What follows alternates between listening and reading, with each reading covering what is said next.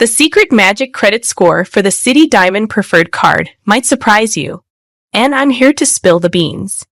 Did you know that about 90% of top lenders rely on credit scores when deciding whether to approve your credit card applications? Crazy, right? A single number can make or break your chances of getting that shiny new card. Now, today, we're diving into the Citi Diamond Preferred Card. This card is super appealing, especially for those of you looking to manage balance transfers or just want a card with no annual fee. If you're looking to get a card that offers some great perks without the cost, stick around because we're going to break it down.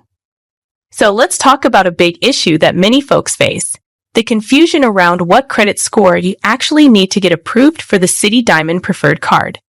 You might be thinking, is my score high enough? Or what exactly do I need to qualify?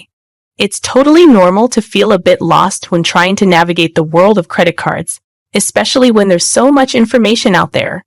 Don't worry though, we'll clear that up in just a moment. Alright, so what's the typical credit score range you should be aiming for? Generally, you'll want to be in the good to excellent range, which is usually around 700 and above.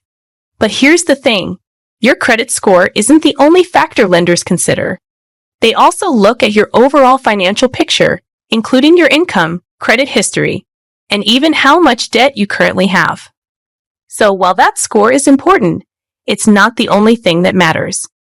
If you want to increase your chances of being approved for the Citi Diamond Preferred Card, aim for a credit score of at least 700.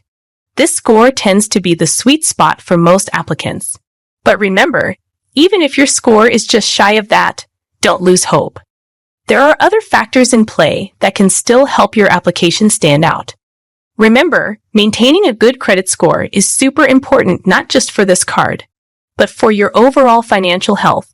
So make sure you're monitoring your credit regularly and working to improve it if needed.